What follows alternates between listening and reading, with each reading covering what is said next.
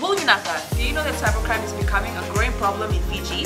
Cybercrime is defined as a crime in which a computer is the object of the crime, such as hacking and spamming. Cybercrime is also cyberbullying and using fake profiles to cause panic and spreading false news. If you're involved in this or know anyone who's committing... In this bulletin, corrections officers charged. Number of suicide cases alarming. And regulating quality of food a challenge. From the studios of FBC Suva. 8 corrections officers charged with the assault and death of Sermaya Naindole Momo have been granted bail by the Suva Magistrates Court. Lina Rees reports that initially 10 corrections officers were to front court yesterday. However, one of the accused, Lemeki Koroi, had passed away in 2019, while a second accused, Lendua Tikoingau, no longer resides in the country. Josefa Satini, Chochi Rangamate, Waisea Sanranu, Nemani Vasuvulangi, Issei Rakaso, Josefa Mbole Takimbureta, Peter Raikoso, and Apisai Nangamu have been charged with 1 count each for act intended to cause grievous harm. It is alleged that on the 20th of February 2019, the corrections officers unlawfully caused grievous harm to Sermaya Momo by continuously punching him several times inside the Chief Operations Office in the Namboro Minimum Corrections Center. Rakaso, Raikoso, and Boleta Kimbureta are charged with 1 count of assault causing actual bodily harm.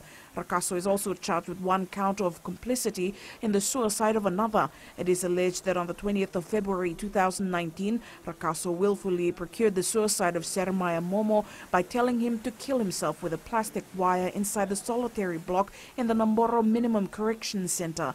Defense revealed in court that 2 of the accused are no longer employed by the Fiji Corrections Service, while the remaining 6 accused have been suspended. The case has been transferred to the Suva High Court and will be recalled on the 6th of April. Lina Rees, FBC News. Concerns have been raised on the increasing number of suicides and attempted suicides on a monthly basis. Empower Pacific mental health specialist Prem Singh has revealed that incidents have spiked to over 100 cases a year since 2019. Details with Josiah Nanunga. Suicide and attempted suicide continue to rear its ugly head, with an influx cases recorded in recent months. Empower Pacific reveals that Fijians from the age of 15 to 25 are prone to this social ill. Females have shown an increased number of deliberate self-harm, including attempted suicide, but males within these age groups complete suicide rather than just attempt deliberate self-harm. And the ethnicity that is actually much more vulnerable are Indo-Fijians. Police also indicated that the number recorded for the first 3 months this year is unprecedented when compared to cases recorded in previous years. We're into the 3rd month of the year and we've already been recording a number of suicide and attempted suicide cases for the year. And when you compare it to the same period last year, it is quite an alarming number. Every year we record several or numerous cases which is a concern. Singh highlighted that teenagers dominate cases of deliberate self-harm, and a good number of them have been provided with psychological support. Josiah Nanunga, FBC News. The Ministry of Health is facing challenges in regulating the quality of food being sold by the informal sector involving canteens and mini-marts. The ministry has found that food being sold by some shops and the informal sector does not meet their hygiene standards. The ministry is working with the Consumer Council to address some of these issues that affect the health of consumers.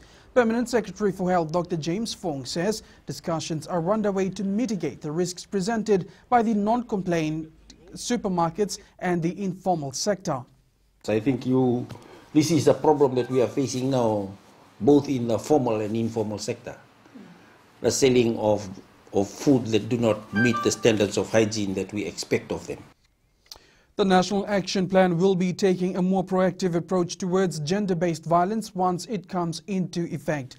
Minister for Women and Children Merseni Vudiwanga says the current programs and policies largely revolve around reactive approaches to violence, and this needs to change. The action plan should be ready by the end of this year. Speaking on FBC TV's For the Record program, the minister highlighted that everyone needs to know the roles they can play to prevent violence against women and girls.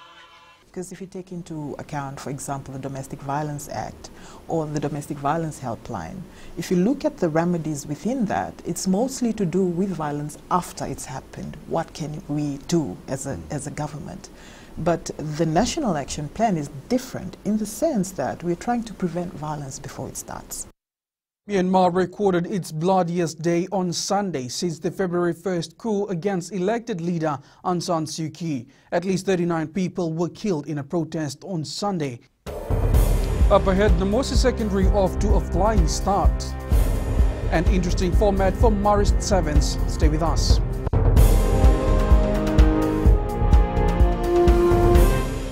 Oira na ngone no de nunu ena be singa ni mataka. Mersu sunga da kana loma dina kila mikron. Sakena ngau na metaro bina nora baksangai kapala loma taki na ngone. Dalabina oya o meliki. Bulre oya o Samuel Samuli. Nama kiki rau ena be mataka. Oni ti kina makarombuka. Ni wai tiri kalima na miniti me ono kina tiri na kaloko. Ena Radio Fiji One nandomo ibiti. Kinda kinda na mataka. Dan ramai na singabo.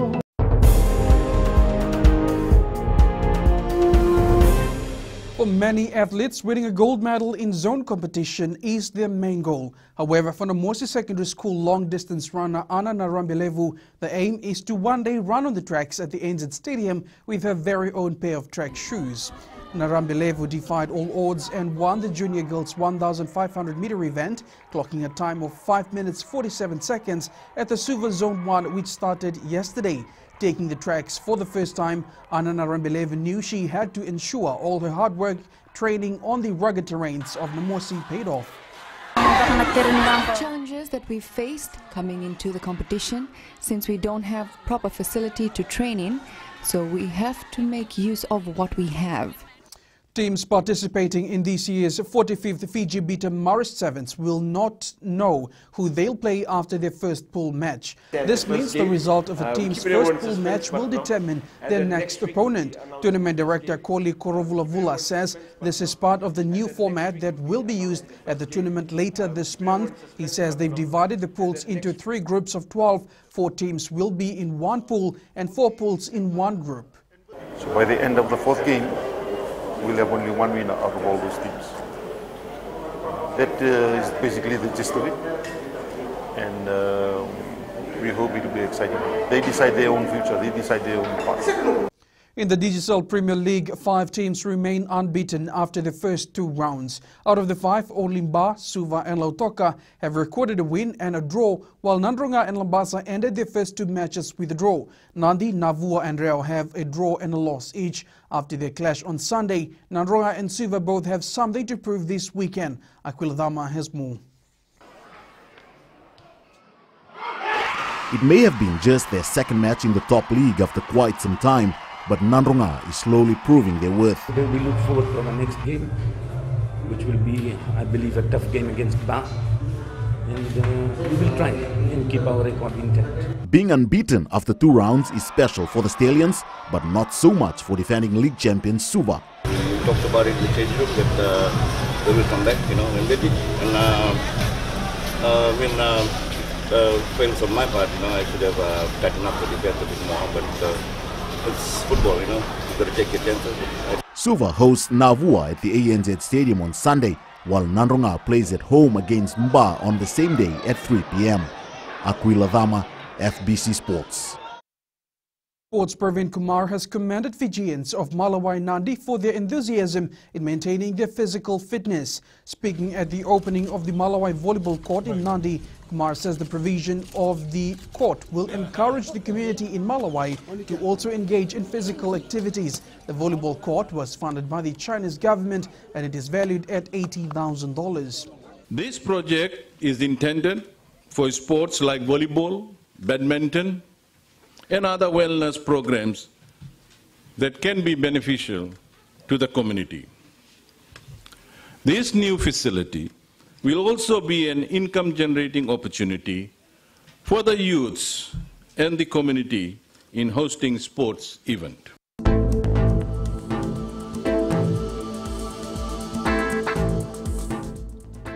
Periods of heavy rain at times and few thunderstorms can be experienced today. Localized heavy faults may lead to flash flooding of low-lying areas. That's FBC Morning News. Join us at 7 p.m. for our major bulletin. And remember, for news you can trust, get the facts from FBC's radio, TV and website at fbcnews.com.fj. Take care and good morning.